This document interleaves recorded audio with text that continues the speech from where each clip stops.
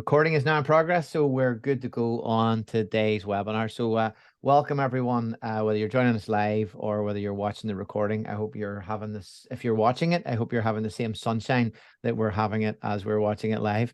And I do thank everybody for attending on such a beautiful day in the world today. So thanks to everybody, and thanks, of course, as always, to our friends at ECIS for helping us host this today.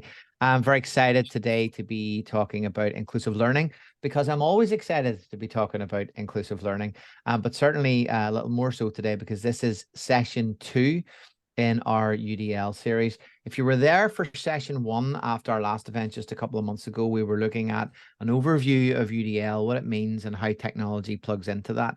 And today's really about how we build an accessible foundation for UDL. So we're almost going right back to basics today to go, what are the fundamental basic things that we can do as educators with our resources and in our classrooms to start to facilitate how we might deploy and roll out UDL strategies for learning. So you're very, very welcome here. For those of you who don't know me, I'm Paddy McGrath. Everybody calls me Paddy, except my mother, as I tell everybody. So feel free to do that. By all means, call me Paddy. And I'm Head of Education Strategy at the Texthelp Group. One of the things I would say is that you've probably, if you're joining us live or even on the recording, I am, of course, sitting here in sunny Ireland. And one thing the Irish do quite often is speak incredibly fast. So I would encourage you. Closed captions are exceptionally good within Zoom. If it helps and it's useful, you always have the option there to turn on captions, and hopefully that will help this session progress. And of course, if you're recording it, you'll have access to the captions as well. And post today, there will be a transcript available through the Zoom platform. You can reach me after today, edtech@texthelp.com, and do give me a follow on Twitter. I'm also joined today from my wonderful colleague, Carrie-Ann. Carrie-Ann, do you want to give us a hello and let us know who you are? Hi, yes, hi everybody. I don't think my details are on here, but we can share them afterwards. I am Carrie-Ann Gibson. I'm the International Education Manager at Texthelp, so some of you may have seen me at ECIS events in the past.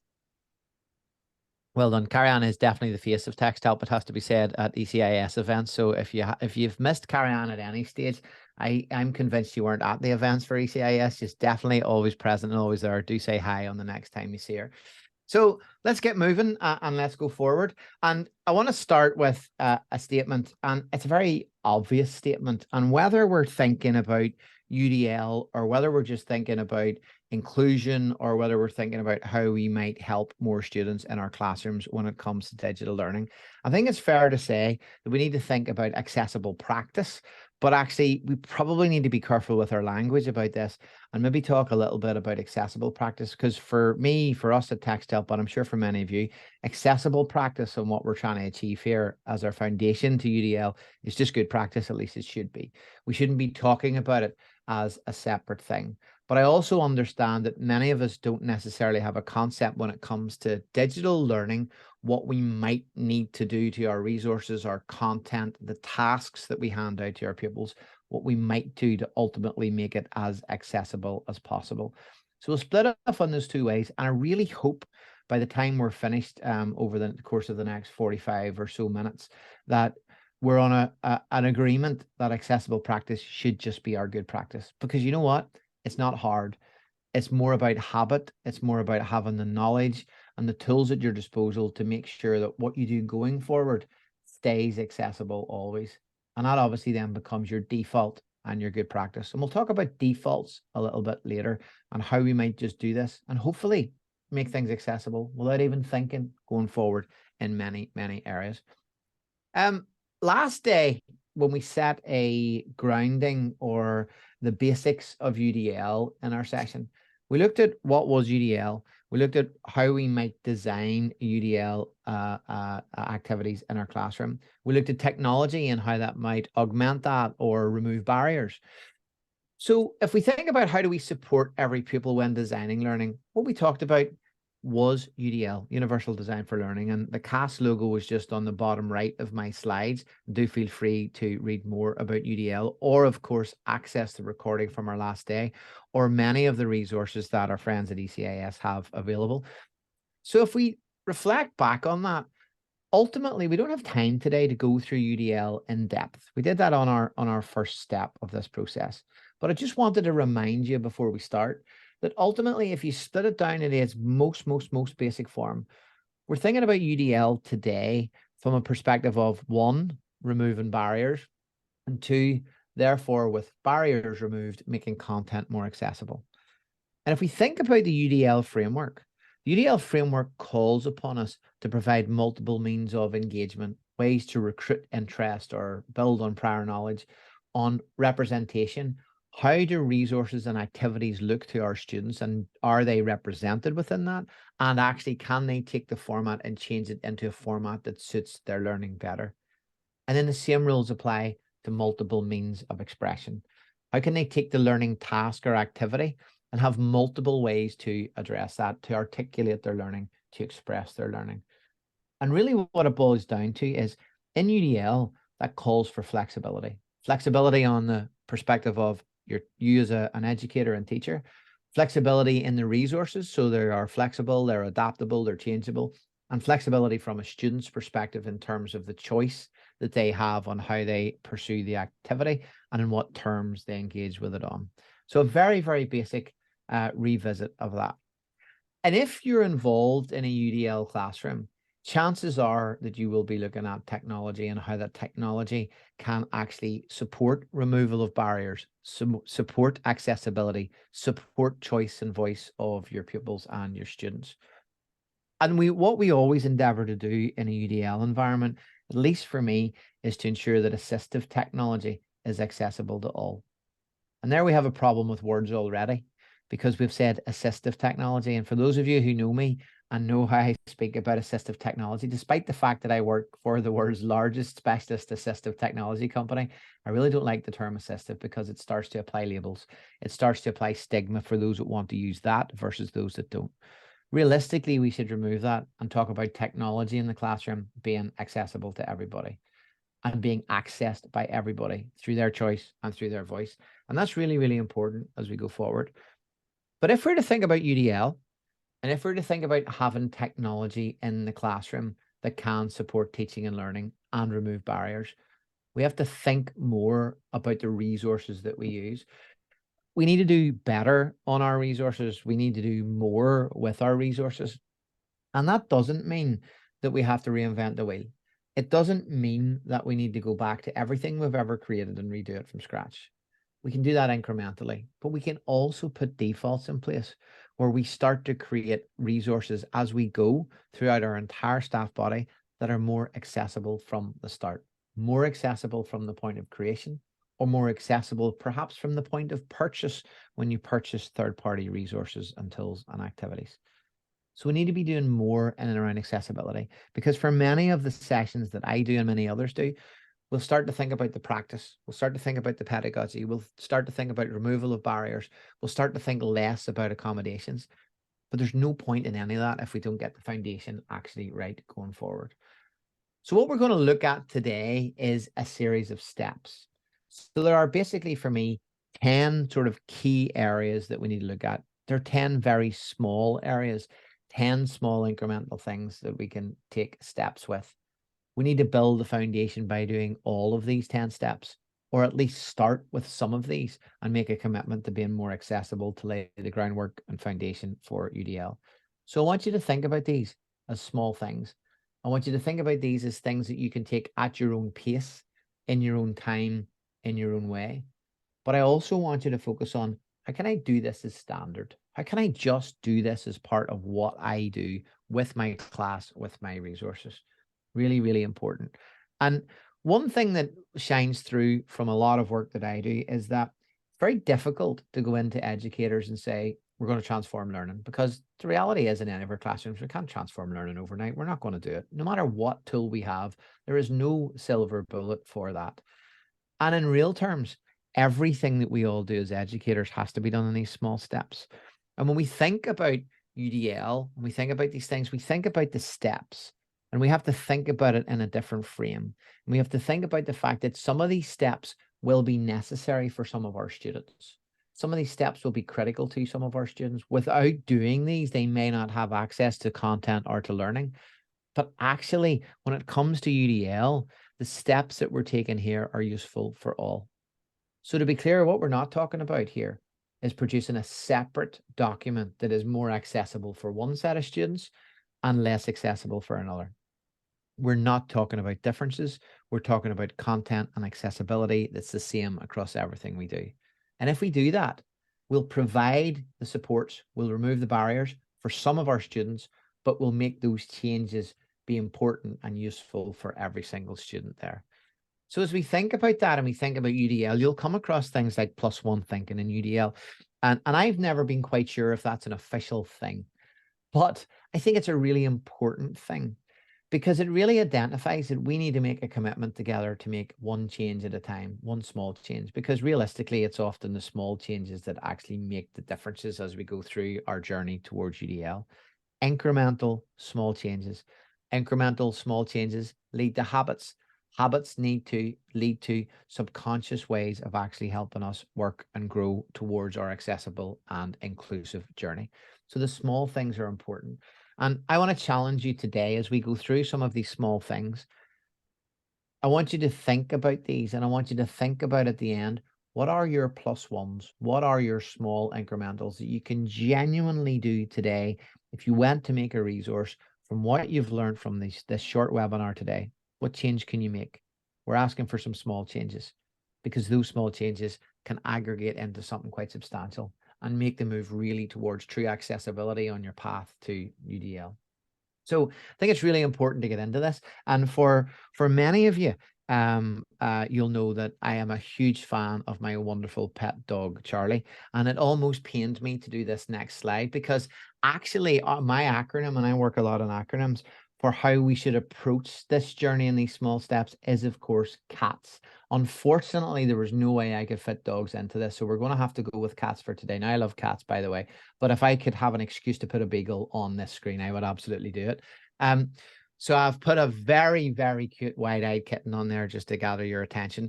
But to remind you from a visual standpoint, Q, and from an acronym standpoint, Q, that CATS is a nice, easy framework to remember. And it allows us to focus on the 4 areas that really count. What are they? They are content. What do we do about the content when it comes to learning? How do we make it more accessible? Adoptions. What might we need to change about the content? How might we make small changes to the content that we create, or perhaps we procure, or we borrow, or we share with our colleagues across the globe? Then tools. What software tools can then be utilized to help remove barriers once we've been on the journey of making the right adaptations and choosing the right content for our UDL classroom? And last, and certainly not least, when we're thinking about UDL, what small things can we do within the classroom that can actually help us provide that flexibility, that choice and voice that our pupils need to achieve UDL and barrier-free learning? So we're going to be looking at CATS. And I'm not going to split it down necessarily into those sections, but if you keep those sections in mind, we want to think about what's our content? How might we adapt it to make it more accessible? What tools can we provide to students when we do that can help them? And what do we need to do with the space around us to help support those areas? And remember, the focus for me and for this session is very much on digital learning. So we're not going to get into how we make a physical classroom more accessible. We're going to be looking at how we make the digital world more accessible and flexible to our students. So first thing we want to go through is I want you to stop and think about the resources that you're currently using. So first step, just think about it. And think about, do you use PDF documents? Do you use slide decks or PowerPoints? Do you use Word documents, Google documents? Do you use video pages? Do you use YouTube? What do you actually use as a digital resource within your classroom? And you've got to ask yourself some fundamental questions when it comes to evaluating those resources. Number one, is it accessible? Do you know it's accessible? Is it readable by a screen reader? Can you change the font size and zoom in, for example, a pupil that has a visual impairment? Can you change the spacing on a line to make sure that it's more readable for those perhaps with dyslexia, or just prefer that? Can you turn it into an audiobook and allow that to be listened to rather than read? Are you providing the means of flexibility? If you're using PDFs, maybe the answer is no for many of those things. So maybe it's time to start to evaluate, well, what else might I use? Can it be read aloud? Can its format be converted? And lastly, can a student interact with it? So can they start to make the choices on how they want to consume or utilize that information and that learning task that you've given them? Are they able to change the size of the font, as I've said? Are they able to consume it in a different way? Are they able to close their eyes and listen to it? They need to be able to interact and engage with the content as well. So we want to ask those questions, and that's very much a stop and think. And one piece of advice that I'd give you is ultimately, as we look towards our resources and we look towards what we might use in a UDL focused classroom, what works much easier than many other formats? The web, anything on the web or in HTML is ultimately more flexible because the tools and technologies are available to change the font size, to zoom in better, to maximize images, to utilize that web page in a way that suits them. We've even got tools now that can simplify the language on a web page straight away, and we'll have a look at those later. So that enables the student to have that read aloud. It enables the student to change the format. It enables the student to have the flexibility that we're seeking under UDL. The same is true by and large for things like Microsoft Word, for PowerPoint, for Google Slides, and what you're going to see today from Google Docs. Those formats allow the flexibility that we're looking for. So first checkpoint is to stop and think, what formats are you using? Where are you sending your students for additional reading? What formats are you asking them to address in? If you're looking at an ebook, for example, are you giving them an ebook that they can actually change the font size on and change the word spacing on so it's more readable to them? Or are you just giving them the same ebook out to every student that's fixed in its place? PDFs sometimes, and we look at the difference, prevent a lot of those adaptations being enacted by the student and the pupil. So I want you to stop, think, and change where you can always. Think very carefully about those. And in some of the resources that we're going to send you after today, you get some easy ways and access to some easy tools to just run a quick check on that. We're not asking you to take out your entire directory of resources and every link that you share with your pupils. We're asking you to start to run some checks on things and start to evaluate when might be the time to change those into something a little bit more accessible. So that's our first one. The second thing, which is really important, is fonts matter. Fonts, simple as that. Now, I'm no Steve Jobs for sure. I can't even get into a black polo neck jumper. But Steve Jobs was a huge fan of Apple fame of fonts. And for many years, people thought this was a major hang-up of his, and he was incredibly fussy about it. So people tend to ignore fonts a little bit, and people tend to talk about Comic Sans, or we don't like Comic Sans, it's not professional. Oh no, we need to use Arial, or we need to use Times New Roman. But fonts ultimately make a massive difference to how readable a document is. If you have a student or pupil in your class, perhaps with dyslexia or at a slightly lower reading level to others, installing and using the right font on the resources that you create is of paramount importance. And the font that we recommend here at Texthelp is a font called Lexend. It's of course free. It's available on Google. It's available on Microsoft. It's available everywhere you go and on the vast majority of tools that are online. But you need to change the norm. And this is a tiny one thing change. If you simply left today and said, every new document I write for my colleagues or for my pupils, I am going to write in Lexend font. It's free to install. You can default to it. If you do that, straight away, your documents are more readable to a wider body of pupils and students that you work with. If we use them as default, we don't even have to think about it.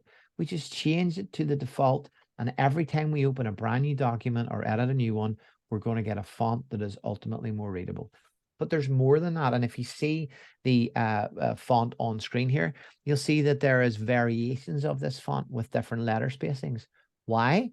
Because we're giving pupils the choice to change the font after the fact. If we give them a Google Doc or a Word document, they can change the spacing between letters, and they can then make that more readable for them in a style that suits them. They've got flexibility, they've got control, they've got choice. So it's really important that we give our students the flexibility in that, but we have to start from somewhere. And what's our starting piece? Fonts matter. And a font like Lexend is your default school font, or the font that you're using in your own classroom yourself for everything you write or everything you put on an interactive whiteboard. Trust me, it's going to make a huge difference. And I'll show you how to do that in a few slides from now. So fonts matter. Next thing, sort out your style. Really important. And if you're honest, How many of you have created a document, created a resource, borrowed a resource, shared a resource? And what you've done is you've created a title at the top of that page. And all you've done is just highlighted that title, the title of the document, and then you've made it big, and then you've made it bold, right? Because, hey, that's the title. I'm going to make it big, and I'm going to make it bold. What you may not have thought about is that's less accessible than it was before, because a screen reader or a pupil who needs to have that text read aloud actually won't get that read as a title. So we need to be able to use the standardized features that are available in Google Docs and in Microsoft Word to just select title for that particular piece. If we have a heading, we should select one of the heading options. And it's quicker than doing it in bold and big, because all we need to do is highlight the title, highlight the words, click on the styles menu on every single desktop tool that we have, and pick whether it's a title, a subtitle, or a heading. And once we do that, it's infinitely more readable. To the vast majority of your pupils, they won't even know the difference. Your colleagues won't know the difference. But for the pupils who need to have that read aloud, or who need to engage with it in different terms and with different tools, they'll have a much, much, much better experience. Don't just make it big, make it styled. Really, really important. And I'll show you how we do that in a document from now. The next thing we want to do on our styles is, again, back to readability. What can we do that's really simple? What can we do that's a default? What can we do that doesn't take us as educators much time? Quite simple. We can put double spacing in between the lines on our document. At first glance, many of us may go, oh, I don't like how that makes our document look. But think about the pupils we're trying to remove barriers for. By you simply selecting all text and maybe stretching across another half a page, what you've done is make that document ultimately far more readable for a certain section of your pupils and for your students. Because by introducing the white space, they're able to isolate and focus on the words as they read and engage with. So just select all. If you use shortcut keys, it's just your Control and A, select all the text on one quick click of your mouse, and suddenly that's more readable. Again, many of your students will never realize this. Many of your students will never know. But the students that need barriers removed, that need to use helpful support tools to engage with their learning and be more included, will benefit substantially from that. So absolutely, stay stylish. Stay stylish is something I want to leave you with today. So let's think of the next thing. So I'm hoping you're all looking at this screen and you're going, well, that's a lovely white screen Patty's put up for me. Oh, and there's a little bit of gray in there. So you mightn't see that over screen share. You mightn't see that if that was on an interactive whiteboard. And yes, it's an extreme, but I wanted to use an extreme to show you just how much contrast matters. Because if I just simply change the contrast on that, you'll see exactly what's on that screen. So I'm just going to go backwards and forwards without choosing the right color and without choosing the right background. It's an almost unreadable piece. But if you're a pupil who struggles with contrast, this is how many documents may well look to you. If the contrast isn't sharp and clear, it's a real problem to read a document or a slide deck or a PDF. So it's really important that we control our contrast. And the tip on that, which we'll see in a second, is surprisingly, don't use black on white, use gray on white, because it's been tested that that is far more readable for the vast majority of students. It's better for eye strain, and it's better for students who need a little bit of help and support. So control your contrast is our third thing of today. Control your contrast. And we'll look at how we can do that. But remember, we want white on dark and dark on white. And that's exactly all we need to be thinking about. But never have clashy colors on a screen. Not only does it look bad, but it makes things infinitely less readable for our students. Think of a slide deck if you use that as a front of class resource. Just think about making it more simple and having the contrast higher, limiting the color palette that's in there and keeping it straightforward and simple with high contrast. Makes a massive difference for comprehension, for readability, for students that struggle with visual stress and noise within that document. Tiny, tiny changes, super important. Alt tags are not optional. So if you're a Twitter or X user, nobody's even sure what it's called right now.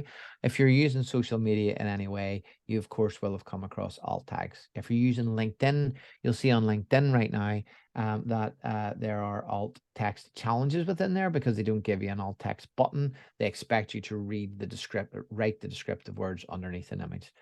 Alt tags are not optional and should never be considered optional. And that doesn't just mean those tools that I talked about on Twitter, X, LinkedIn, wherever you happen to post personally or professionally. Alt tags are important everywhere, including in your documents. We talked about PDFs earlier. Many PDFs don't come with alt tags. Why is that really important in a UDL classroom?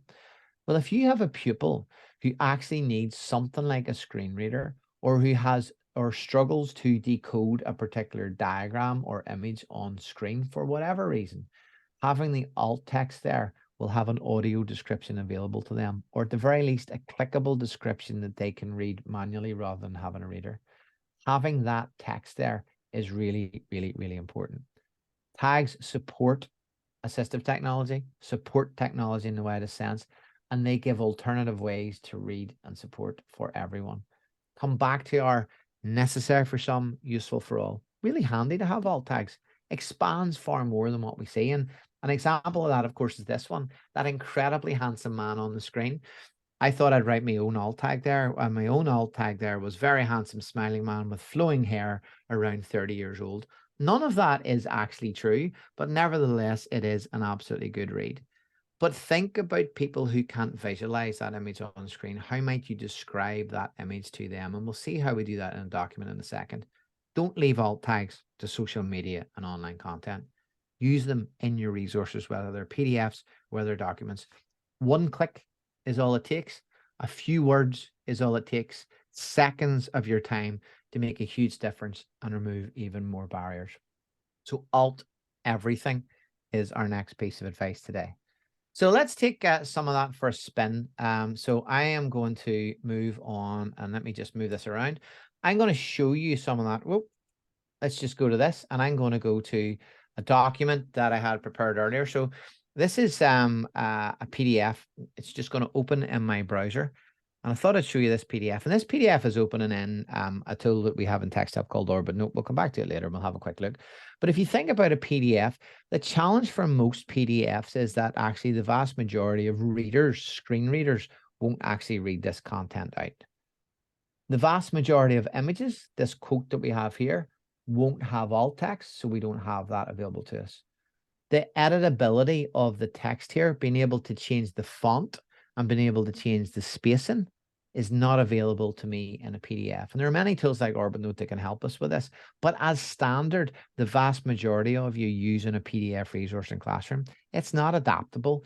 Lots of it is not accessible. In fact, some PDFs are not accessible at all. It's estimated at the moment that about 70% of the global PDFs that are out there are not accessible to anyone.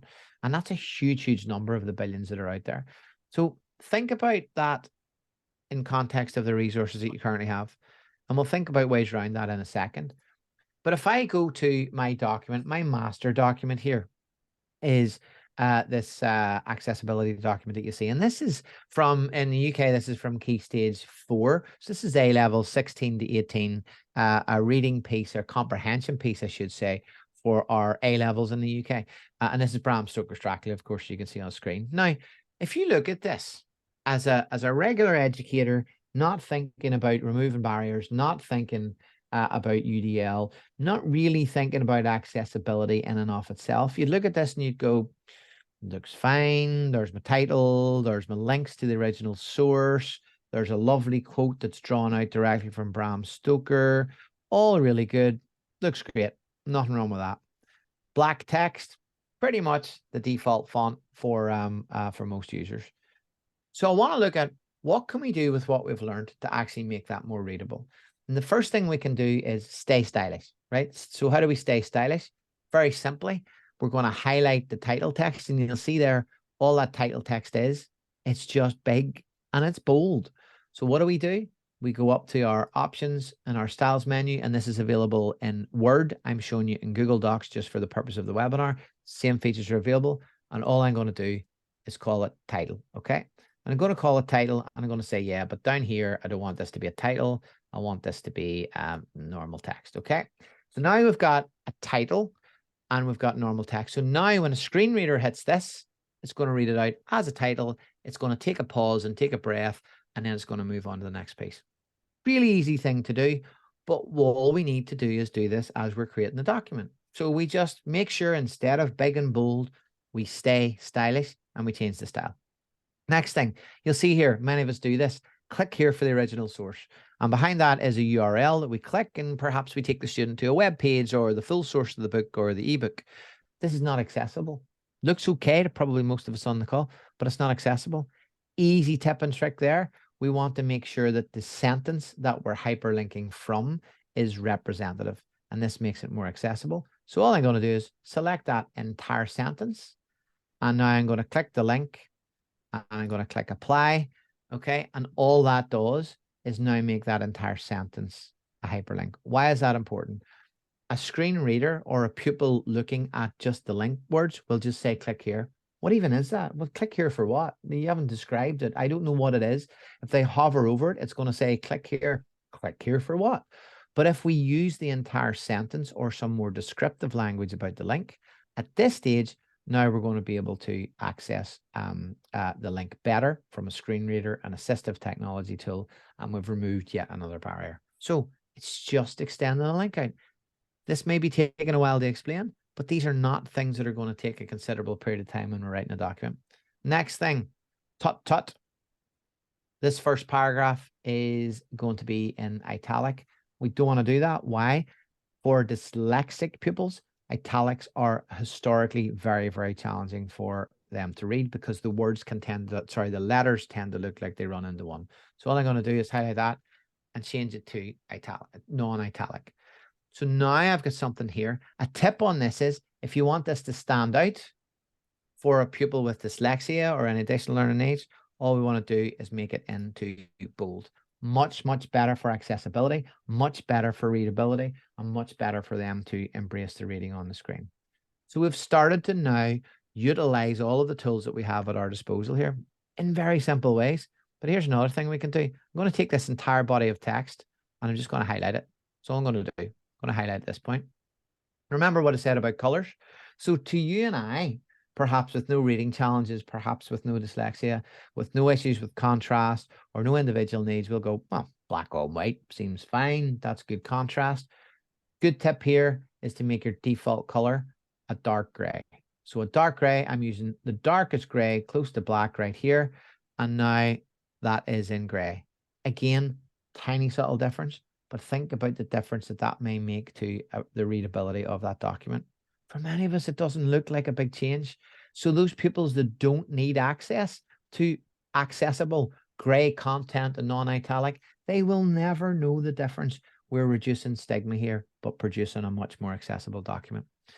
The next thing we'll do on this is we'll go and we'll change the font. So what have I done? I've selected all, and I'm going to go right here, and I'm going to go right down to Lexend, and I'm just go Lexend, and I'm going to do it to normal. Okay. And now what we've got is a font that is truly more readable, truly more accessible, is designed and spaced to be more readable, particularly for pupils with individual needs or dyslexia. But for the rest of your students, they're not going to know anything about that font. There is no stigma associated with this. Imagine you encourage your entire class to just use Lexend as standard as a font. Then suddenly everything they share is more readable to those pupils who need it. So now we've got something that's eminently more readable. Now, I'm going to highlight all of this text again and do one last thing with the text. So I'm going to go down to the end of this text piece, up to the top. And all I'm going to do in the last thing, I'm going to use the menu that's in Microsoft Word. It's in Google Docs. And the menu here is to change the line and paragraph spacing. So for this one, for the purpose of today, I'm going to change it to 1.5. Feel free to change it to double depending on the content, but the important thing is that you introduce as much space between the lines as possible. So I've highlighted all the pieces of text. In one click, I've changed the spacing between each of the lines. 1.5 is minimum, 2 is best. And now what you'll see here, actually, if you came back to this, you probably would be pushed to notice the difference between the first document that we started off with, the original document, and the document here now, which is ultimately far more readable. It's got its titles, so a screen reader can navigate it. It's got its Lexend font and its spacing, so it's more readable no matter what you need to use or don't need to use. It's more descriptive when it comes to external links. And there's only really one last thing we need to do to this to make it ultimately as accessible as we can. And that is this. We see our image. That is not accessible in any way. If a pupil needs a screen reader, they're not going to get access to it. But what we can do is very simply in Microsoft Word and in Google Docs, just right click, click Alt Text. And now what we can do here is type in our description. So quote from, oh, and I can't spell at this stage. It's late in the afternoon. Quote from Bram Stoker, which reads, and then we'll go and we'll type in the descriptive text that's in there. And that's it done. That's all I've had to do. I right click and just a few extra words. And that's the only typing I've had to do in the entire document. Now, the importance of all of this is I have spent probably, 10 minutes on this. And right now you're probably looking at this going, Patty, really? I do not have the time to change all of these things. Well, the good news is you don't have to do that. Because the good news is that your font, your spacing, your reminders on alt text, all of the things that we've set up apart from our single URL thing right here, that's just something to remember, all defaults. So what happens is every time you go to Microsoft Word and open up a blank document, it's going to set up Lexen font. It's going to set the spacing. It's going to set the styles already for you. Every time you do it in Google Docs, it's going to do the same. Imagine if the one thing you did today was circulate out a default video of just 20 seconds to all of the teachers in your school and said, please, please, please do this. Or you passed to your IT department, said, for all of our documents, please open these as standard, just like this. We've suddenly dramatically changed the accessibility of any written document. We've made it more readable. We've made it more accessible. We've made it more navigable. We've made it more flexible, more adaptable straight away just by doing that. And you haven't had to think about it. Because you know what? Next time you go new document, it's just there and it's set up. So do think about how you might change documents, but also think about how you might set your school or your department up for success going forward by instilling this as standard practice. Hey, everybody in our meeting, let's just use Lexend as standard. Let's just use double spacing as standard. Let's make things far more accessible.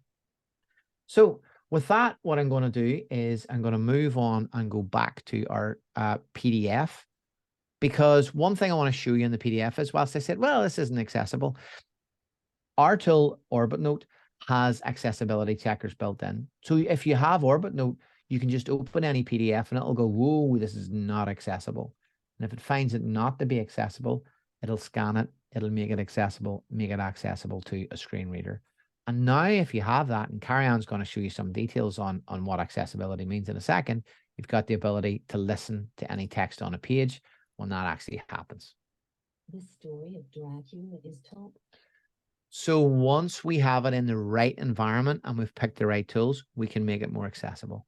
But please think back to this. Please think back to the little changes that you can actually make. So let's go beyond the next piece. And I'm going to do two last things. And I'm going to ask Carrie-Ann to help out in just the last 10 minutes or so today with how we might take this accessible platform that we've created in those very simple steps, and how we might actually use technology tools to support us then because we have it accessible, and how those tools remove and help remove barriers and be a support for students under UDL. So two last things, really, when we're thinking about how we might plan for a more accessible environment and how we might plan towards UDL, I've taken you through some very simple things: changing fonts, changing spacing, changing size. Those are simple foundational things of accessibility. But another thing that's really simple, and I actually started off with it, if you remember back to the start of our webinar today, make your pupils aware of closed captions, encourage them to turn them on yourself when you're speaking in your classroom on your interactive whiteboard or your projector. Closed captions is now available on every platform, everywhere, for everything that you may do. You'll need a microphone for 20 euros off Amazon, and you will be far more accessible than you were before you had that. And I'll show you that in a little second. Why? Because when you switch on closed captions in your classroom for front of class, pupils have the option to look at you, to read your lips, to look at your focus, to look at the screen, to look at the visuals, but also to read the text that's scrolling across the bottom of the screen. Most of you will be working in a multilingual environment.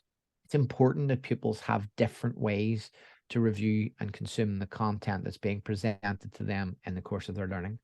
So make closed captions your norm. Encourage it absolutely everywhere. And absolutely everywhere, I do not mean just in online learning. I mean at the front of your class, every time you go to show something on the screen, whether it's a PowerPoint or an activity, switch on closed captions and have it right there on your screen. Massive, massive difference for everybody in your classroom. And what have you had to do? One click. That's all I've asked you to do. One click on closed captions, and suddenly transformational change can start to happen for some of the children that are sitting in front of you. And this will provide us with alternative routes to understanding, because we will aid comprehension. We will automatically, obviously, aid transcription because those are created, and will help things like note capture as well. So there's lots of supportive ways we can do that. So captions count. Captions are really, really, really important. And our last thing before we have a look at the technology is this, and this is just a simple piece of advice. We've started at the beginning by saying, well, we need to review our content. Is it actually accessible? Is it adaptable? Is it changeable? And then we've got a little bit more serious and we went, right, well, what actual steps can we take to make it more accessible, to make the changes that we need to remove barriers to help every student? But an additional thing we can do, and if you've talked to UDL practitioner, they'll talk to you lots about this, is send resources in advance. So those wonderful resources that you have, send them out before class. Send them out through your Google Classroom or your LMS. Make those available to students. Advanced reading in a UDL classroom ultimately make things more accessible. If you have, for example, a pupil with a hearing impairment in your classroom who may not necessarily follow every word that you say in front of class or follow every piece of group work, by sending that pupil the PDF, the Word document, the Google document, the slide deck, the PowerPoint, the resource in advance will help them have a basic understanding and put in context the learning of that particular lesson. We've all got our learning management systems, our Google Classrooms now. We have the ability to do this in one click as well.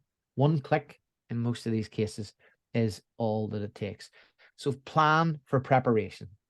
Plan to make sure that you're delivering where possible these wonderful accessible resources that I know you're all going to go away and create after today, and make those available to each of your students.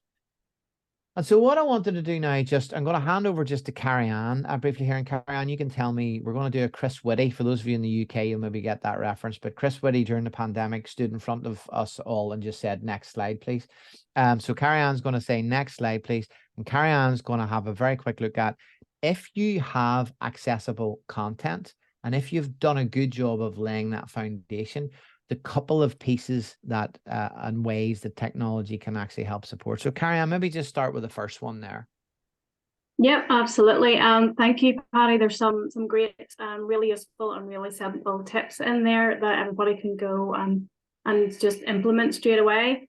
I want to talk about just a few key technology tools that will really help, can help both you as a teacher, but also more importantly, help your students. So if you can allow your students to access these types of tools and encourage them to use them, it's really going to make a big difference in the work that they can produce. And the first one is something really, really simple, but that produces big results. And that is simply allowing a student access to a text-to-speech tool. So something that will read aloud the content that is on their screen. So no matter what that content type is, be it a Word document, a Google document, a PDF, if they have access to text-to-speech that can read aloud what is on the screen, that is immediately going to lighten the cognitive load for them. So if you have a student that struggles when it comes to reading, and they're kind of using all of their brain power to try and decode what is on there, if you allow them to use text-to-speech, immediately that is going to raise their comprehension levels, because they can just sit back and listen and absorb and understand the content rather than trying to sort of figure out what it's saying on there. Now, all of these tools that I'm talking about are available in Texthelp's tools, sort of consolidated in one place, but you can actually access them in different ways as well. So having a text-to-speech that has dual highlighting inbuilt as well is also going to help your student with their tracking and processing. It's going to help them follow along with the content on the screen. And even using that is simply going to help them with things like pronunciation, which again, in a multilingual environment is very useful when it comes to unfamiliar words. Next slide then, please, Patty. So some of the next tools that I'm going to cover are writing support tools. So again, you might have students that really struggle when it comes to writing and to getting out of their head and onto the paper or onto the screen in front of them what they want to say.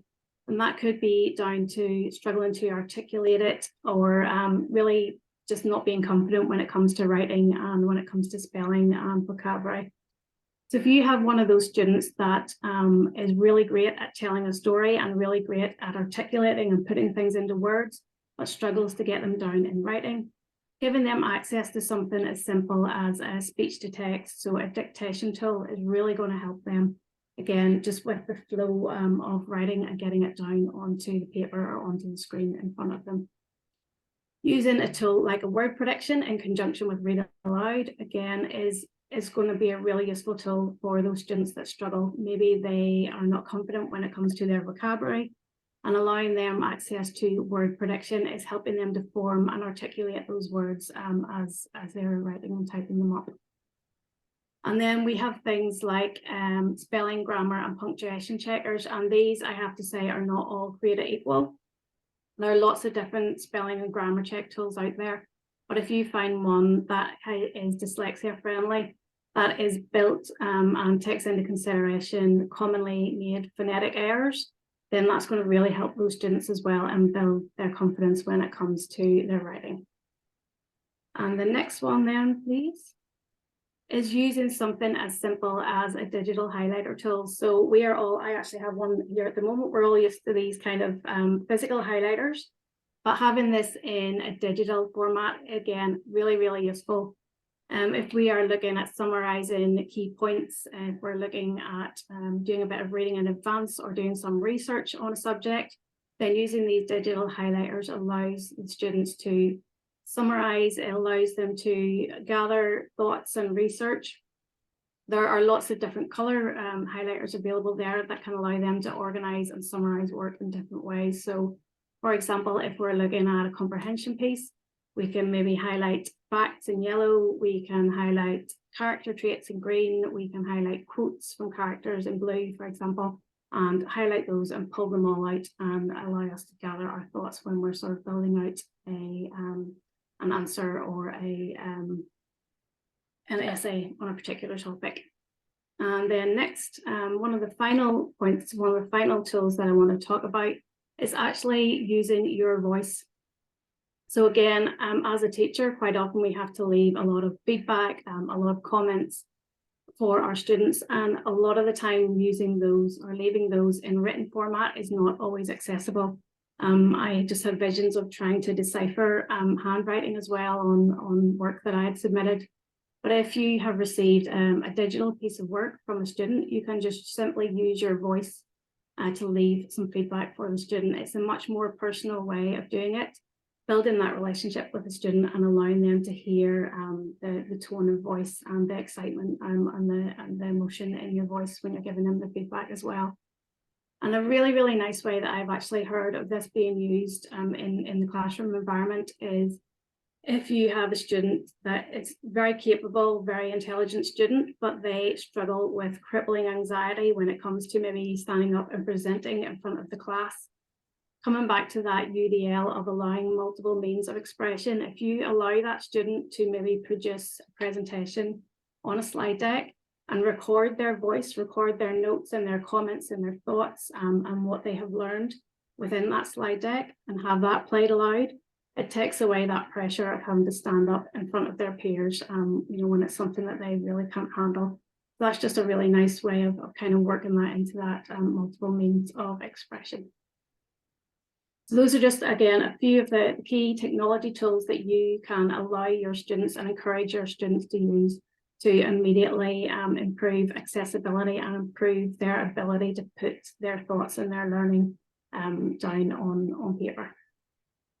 And thanks, Carrie-Ann. And why we wanted to link that up today is not just because we're from Texthelp, but it's because when we talk about accessibility and we talk about all of those changes that I talked about earlier, was that if we pursue a path towards UDL where we're giving pupils the choice and the voice to use tools such as Read and Write, such as Urbandota, and any of the other ones on the market, Immersive Reader, anything that's there, we need to provide the best foundation possible to enable them to use them to their max. We need to provide ways that they can leave voice notes, like Carrie-Ann has just said, because with voice notes, we're giving them an alternative means of expression within there. And the same is true on these other documents. Carrie-Ann talked about dictation. That's an alternative means of expression. But you know what? If we're just sticking to PDF resources off the shelf, we're not going to be able necessarily to dictate everywhere that we need to. So applying the UDL principles when it comes to embracing technology, it's really important that we get that foundation. Carrie-Ann talked a lot about text-to-speech. For some, we kind of take text-to-speech for granted, but you know what? If we don't put our titles and our headers in place, like I just showed you, if we don't start to make alt tags available in the documents we do, we're not harnessing this technology and the true power that it has to ensure that we remove barriers and ensure we give pupils that voice. And I've just noticed, actually, as I skip through that, people will be thinking, Carrie-Ann, that I am a huge Bram Stoker fan. I'm actually not, and I've only just realized how much Dracula comes up in those slides when I'm watching somebody else do it. So it's just not that there's anything wrong with Stoker and his work, but no, I'm definitely not. If you look at the shelves behind me, there's no Bram Stoker books there. So I'm not a vampire. That's all I'm saying, everybody. I'm going to start to round off here, guys, because our time is starting to run out for us.